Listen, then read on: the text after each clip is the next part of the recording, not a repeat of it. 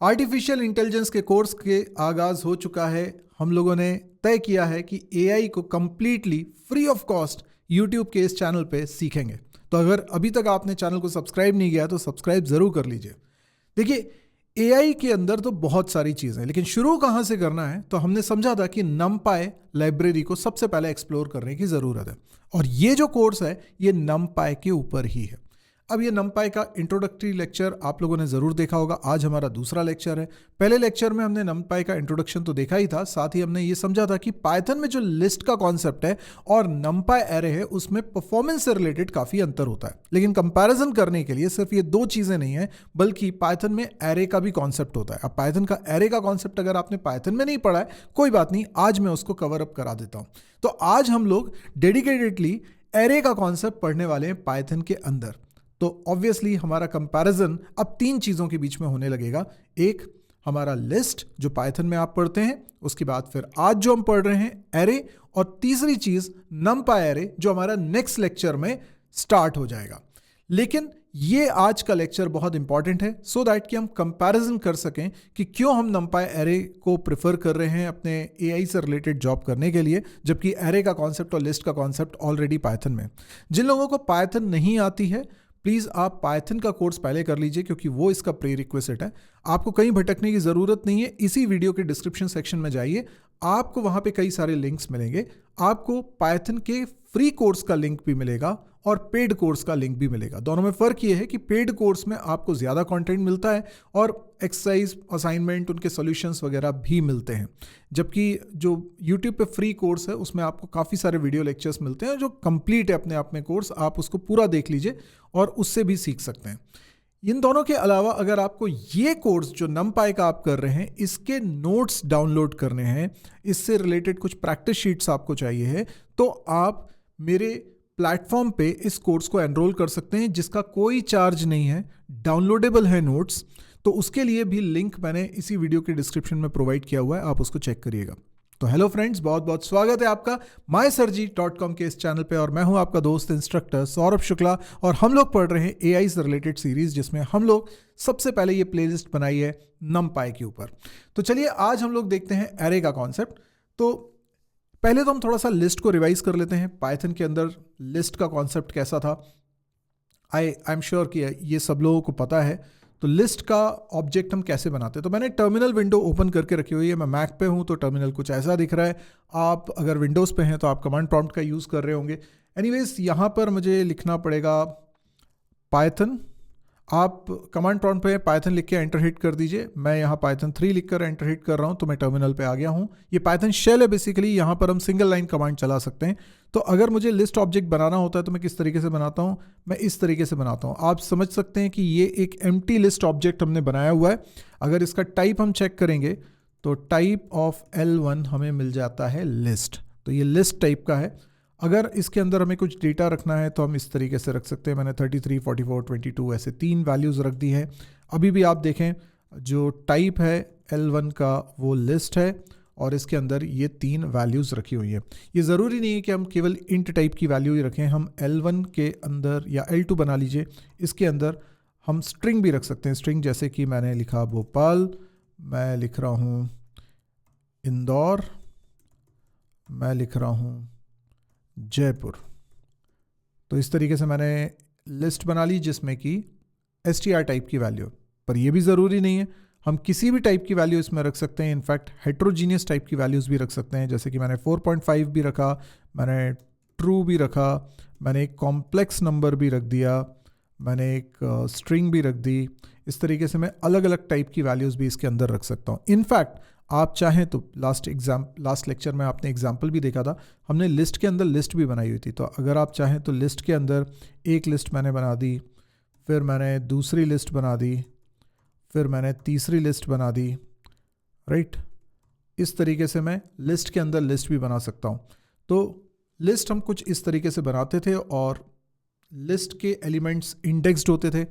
यानी कि अगर मैं L1 की बात करूँ तो L1 0 इज़ 33। तो L1 जो हमने लिस्ट बनाई थी उसमें सबसे पहला एलिमेंट 33 है, तो L1 1 करेंगे तो ये 44 आ जाएगा। इस तरीके से जो L4 लिस्ट बनाई हुई है, L4 लिस्ट के अंदर हर एक एलिमेंट, 3 एलिमेंट्स हैं, तीनों भी लिस्ट हैं।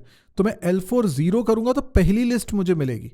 अगर मैं L4 0 लिख रहा हूं और ये पहली लिस्ट है तो उसके अंदर के एलिमेंट्स को कैसे एक्सेस करें, तो फिर से मैं लगाता हूं 0, तो ये 1 की बात करेगा। और L4 0 0 की बात करूं, सॉरी 1 की बात करूं, तो ये 2 प्रिंट कर देगा।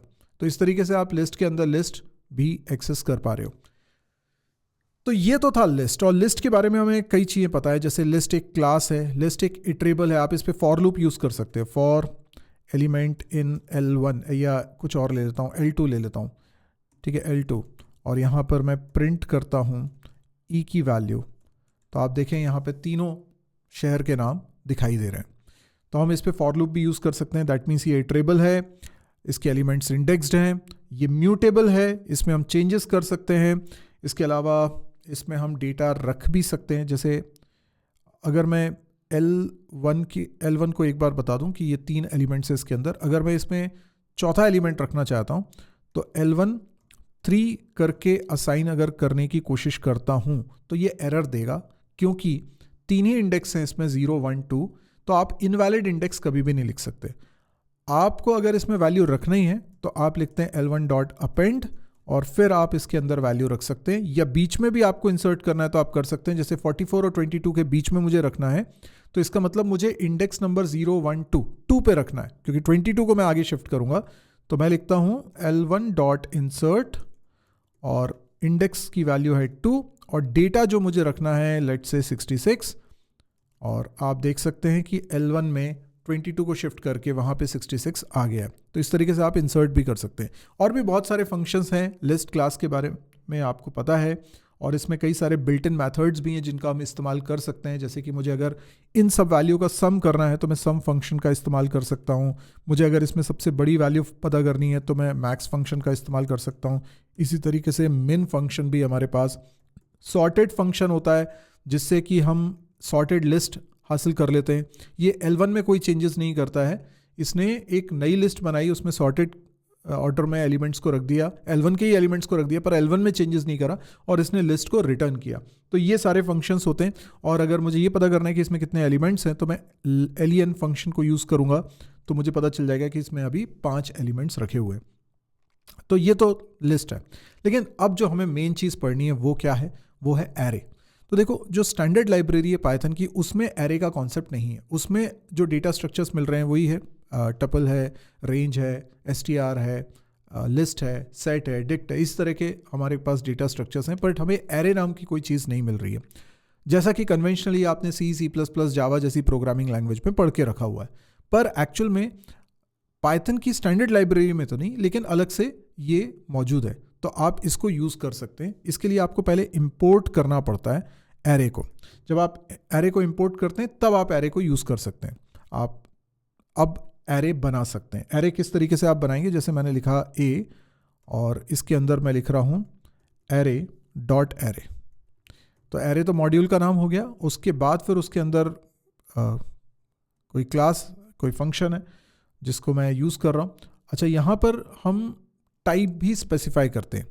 सो नॉर्मली जब आप लिस्ट बनाते हो तो लिस्ट के अंदर एलिमेंट्स रखते वक्त आप एलिमेंट्स का टाइप नहीं बताते, वो ऑटोमेटिकली डिसाइड हो जाता है। लेकिन यहाँ एरे में हम लोग टाइप बताते हैं और इसमें होमोजीनियस एलिमेंट्स रखते हैं। सो एक अंतर हमें ये समझ में आ रहा है कि लिस्ट के अंदर जो एलिमेंट्स रखे जा रहे हैं वो हेट्रोजीनियस हो सकते हैं, अलग अलग टाइप के हो सकते हैं, लेकिन जो एरे है उसके अंदर एलिमेंट्स सेम टाइप के होंगे। जिस टाइप के होंगे वो टाइप आपको स्पेसिफाई करना होता है कुछ इस तरीके से। जब मैंने इस तरीके से लिखा है तो इसका मतलब है इंट। अभी कौन कौन सा डेटा टाइप है उसकी कंप्लीट लिस्ट मैं आपके साथ शेयर करता हूं, पर एक एग्जांपल पहले देख लीजिए। यहां पर मैंने बोला कि मुझे इंट टाइप की वैल्यूज रखनी है, और फिर मैंने कहा कि इसमें वैल्यू आनी चाहिए 1 5 13 ऐसे करके कुछ वैल्यूज आनी चाहिए।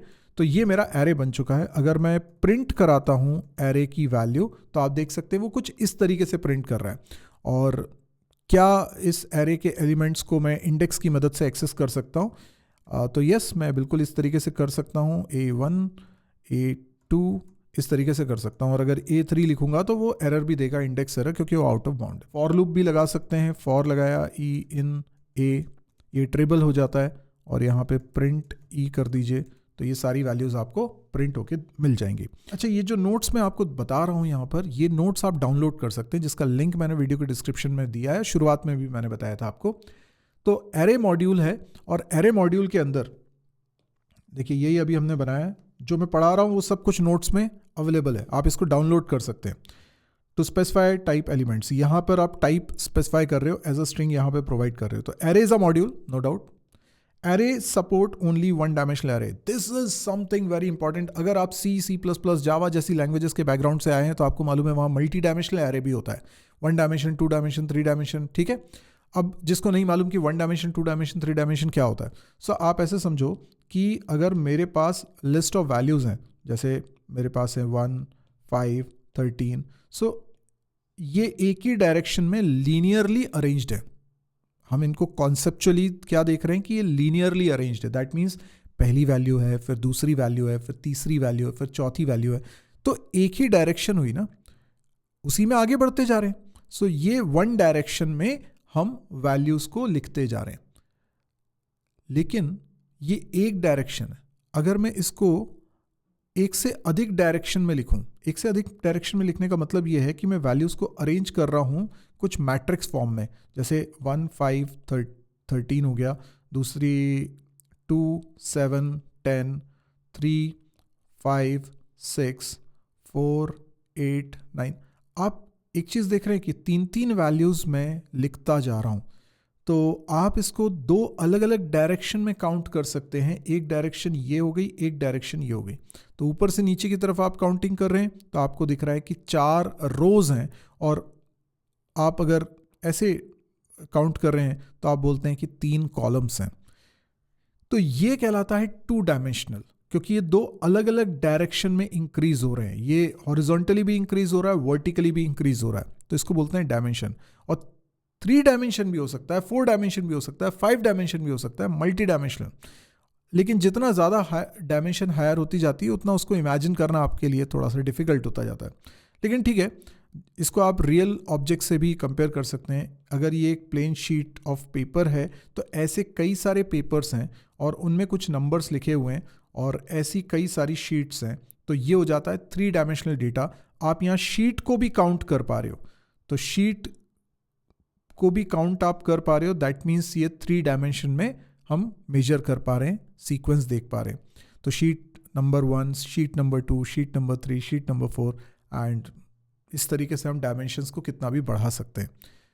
नो डाउट अगर आपको एक लेवल से ज़्यादा सोचने में दिक्कत जा रही है तो अभी आप 1 डायमेंशन और 2 डायमेंशन तक ज़्यादा स्टिक रहें, उसके बाद फिर धीरे धीरे 3 डायमेंशन 4 डायमेंशन को भी एक्सप्लोर करते जाएंगे। वो प्रैक्टिस में आ जाएगा, इसलिए उसके लिए ज़्यादा चिंता ना करें। जब 1 डायमेंशन की बात करते हैं तो हम उसको यूजुअली वेक्टर भी बोल देते हैं, और 2 डायमेंशन में जब होता है तो हम यूजुअली उसको मैट्रिक्स भी बोल देते हैं। अब एरे सपोर्ट कर रहा है केवल 1 डायमेंशनल एरे। दिस इज आप इसका ड्रॉबैक भी कह सकते हो या इसकी लिमिटेशन कह सकते हो। तो जो एरे मॉड्यूल पाइथन सपोर्ट कर रहा है उसमें केवल 1 डायमेंशनल एरे रख सकते हो, उसमें 2 डायमेंशनल एरे नहीं रख सकते। तो अगर आपको 2 मैट्रिक्स को ऐड करने का प्रोग्राम बनाना है तो आप लिस्ट का यूज़ कर सकते हो, क्योंकि लिस्ट के अंदर लिस्ट हो सकती हैं, लेकिन यहाँ 1 डायमेंशनल एरे आपको फिर 3 बनाने पड़ेंगे, अलग अलग बनाने पड़ेंगे। तो ये अलग अलग बनाना पड़ेगा क्योंकि इसमें 1 डायमेंशनल एरे ही आ सकता है, ये इसकी limitation. Array can contain only homogeneous data, जैसा कि मैंने बताया कि लिस्ट में तो आप हेट्रोजीनियस डेटा रख सकते हैं, इसमें होमोजीनियस डेटा है। तो अभी तक तो ऐसा लग रहा है कि list is better than array, right. We have to specify type as well, हमें इसमें टाइप भी बताना पड़ता है। हमें लग रहा है अरे कितना काम बढ़ा दिया इसमें। देखो जब काम बढ़ा दिया है ना तो इसकी परफॉर्मेंस आपके लिस्ट से बेटर होगी, क्योंकि ये कंटीजियस मेमोरी लोकेशन में स्टोर होगा, इसका टाइप पहले से स्पेसिफाई हो रहा है, तो इसमें टाइप में अंतर नहीं है, तो ये ज़्यादा फास्ट है। तो लिस्ट के कंपैरिजन में ये फास्ट है, लेकिन यूज़ करने में कन्वीनियंट आपको लिस्ट लगेगा। अब इसमें कई सारे डेटा टाइप्स हैं और हर एक डेटा टाइप को स्पेसिफाई करने के लिए आपके पास ये कैरेक्टर सिंबल्स हैं। तो आप देखिए ये होता है साइंड कैर, टाइप इसका इंट ही होता है, लेकिन आप इसको स्मॉल b से डिनोट करते हो। ये 1 बाइट की मेमोरी लेता है। ये साइज़ हो गया, मिनिमम साइज इन बाइट्स। अब पाइथन तो डायनेमिक प्रोग्रामिंग लैंग्वेज है, तो यहाँ पे साइज़ फिक्स नहीं होता, साइज़ ग्रो कर सकता है अकॉर्डिंग टू द डेटा। जैसा डेटा आप रखोगे, जितना बड़ा डेटा रखोगे उस हिसाब से वेरिएबल का साइज़ बढ़ जाता है।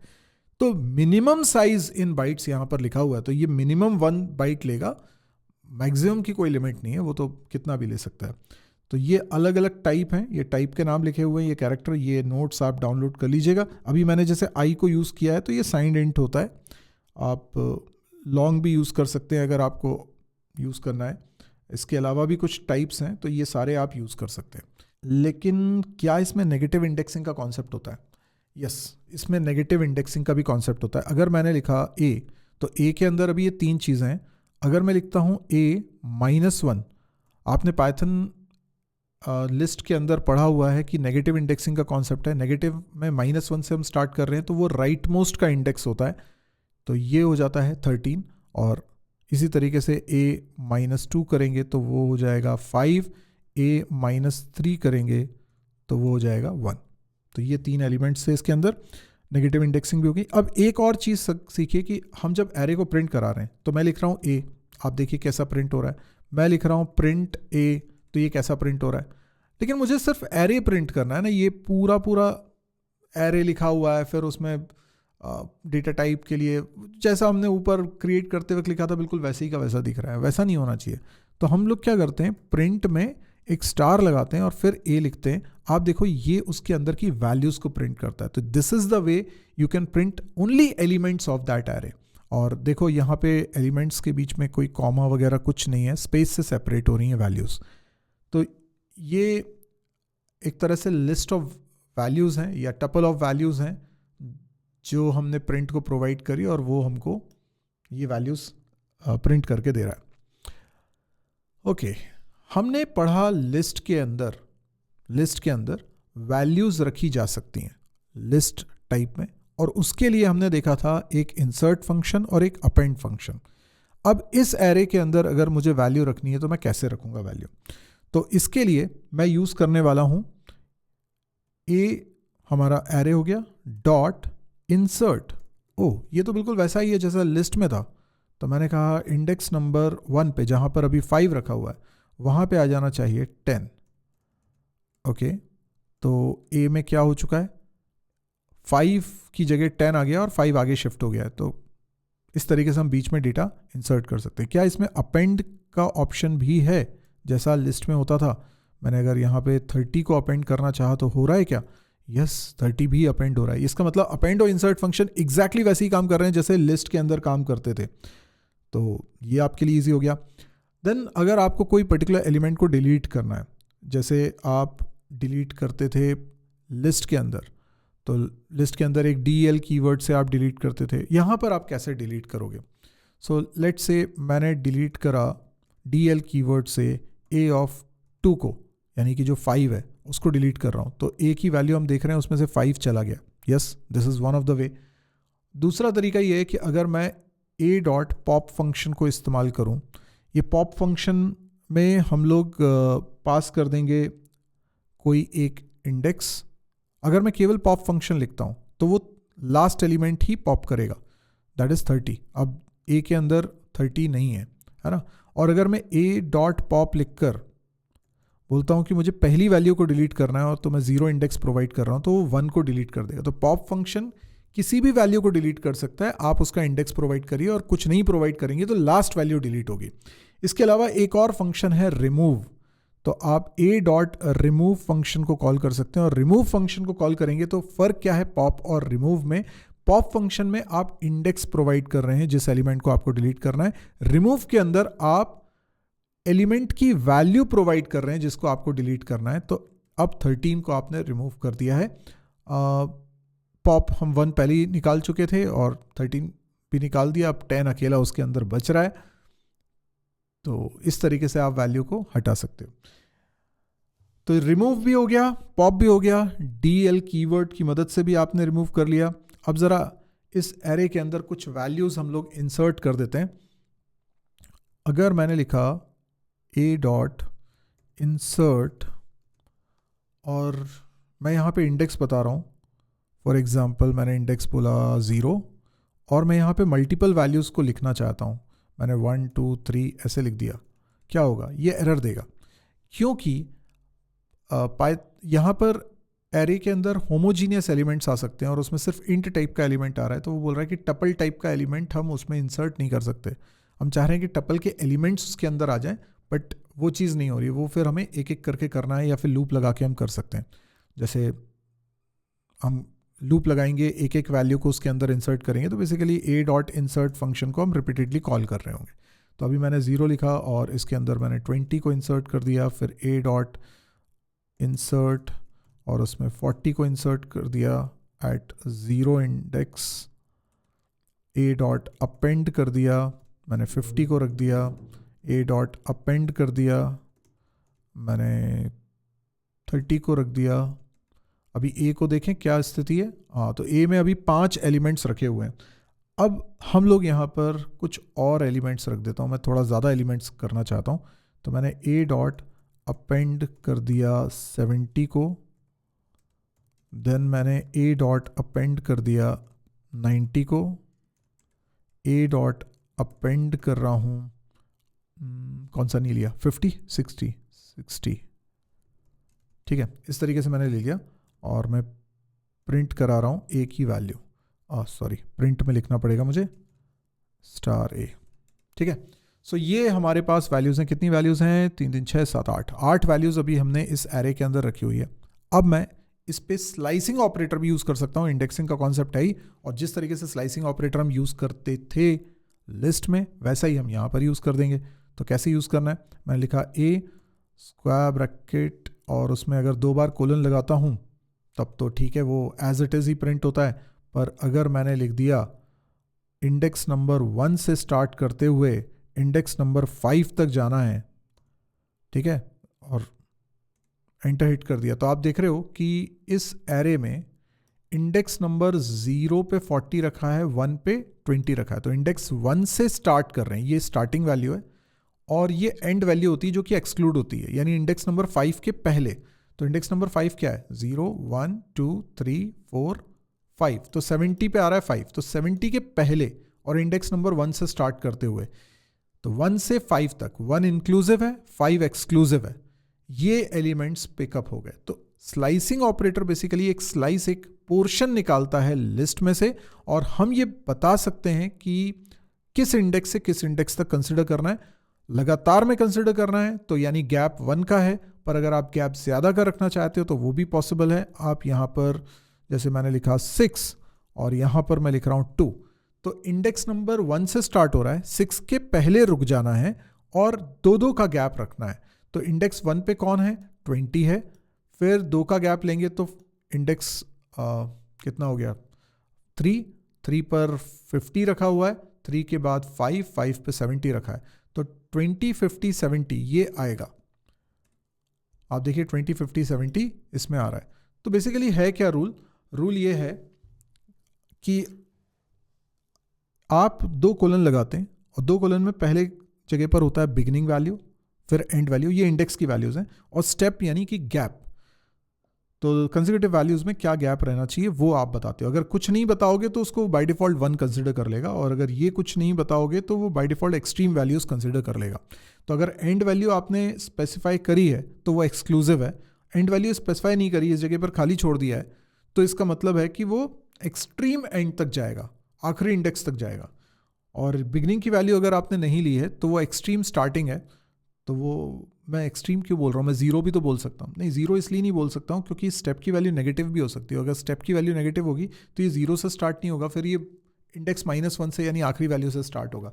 जैसे मैं करके बताता हूँ आपको। जैसे मान लीजिए कि ये ए है और मैंने यहाँ पर स्टार्टिंग वैल्यू नहीं दी है, एंड वैल्यू भी नहीं दी है, पर यहाँ पर मैंने लिख दिया -1। इसका मतलब क्या है, नेगेटिव स्टेप की वैल्यू होने का मतलब रिवर्स में आ रहे हैं हम लोग, गैप -1 का कर रहे हैं। तो सबसे पहला जो बिगनिंग और एंड की वैल्यू वो एक्सट्रीम वैल्यूज हैं, बट क्योंकि -1 लिखा है स्टेप, तो डायरेक्शन राइट टू लेफ्ट हो गया, ठीक है। अगर पॉजिटिव वैल्यू होती है तो लेफ्ट टू राइट जाते हैं, और नेगेटिव वैल्यू होती है तो राइट टू लेफ्ट आते हैं।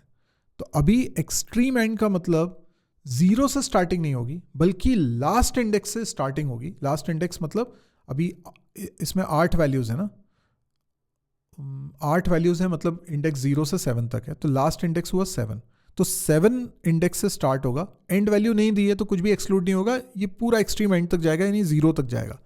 तो ये पूरा पूरा रिवर्स हो गया, आप देख सकते हैं। तो रिवर्स करने का तरीका ये है। तो ये चीज़ आपने स्लाइसिंग ऑपरेटर डेफिनेटली पाइथन में भी पढ़ा हुआ है, तो आपने उसको करे ही होगा। ये वही चीज़ है, यहाँ पर भी सेम लागू हो रही है। अगर आपको सर्च करना है तो जिस तरीके से इंडेक्स नाम का एक फंक्शन लिस्ट में आप देखते थे, यहाँ पर भी आप देखने में मिलेगा। अगर मैं सर्च करना चाहता हूँ तो मैं लिखूंगा a.index,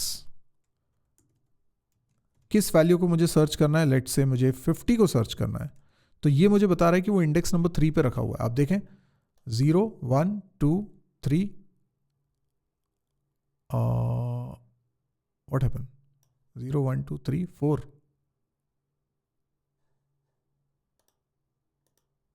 अरे मैं रिवर्स वाले में क्यों देख रहा हूँ, मुझे इसमें देखना चाहिए ना, ये है ना ओरिजिनल मेरा। हाँ, तो इसमें देख लो या इसमें देख लो, तो इसमें आप देखो 50 कहाँ पे रखा हुआ है, इंडेक्स नंबर 3 पे रखा हुआ है, 0 1 2 3, करेक्ट। मैं इसमें देख रहा था क्योंकि ये तो ऑलरेडी रिवर्स होके आया हुआ है ना, तो ये तो ओरिजिनल है नहीं, ए के अंदर तो ये रखा हुआ है, तो इसमें इंडेक्स नंबर 3 पे 50 रखा हुआ है, ठीक है। अगर मान लीजिए मैंने a.index और कुछ ऐसी वैल्यू दे दी जो इसके अंदर एग्जिस्ट ही नहीं करती है, तो वो क्या एरर देता है, वैल्यू एरर।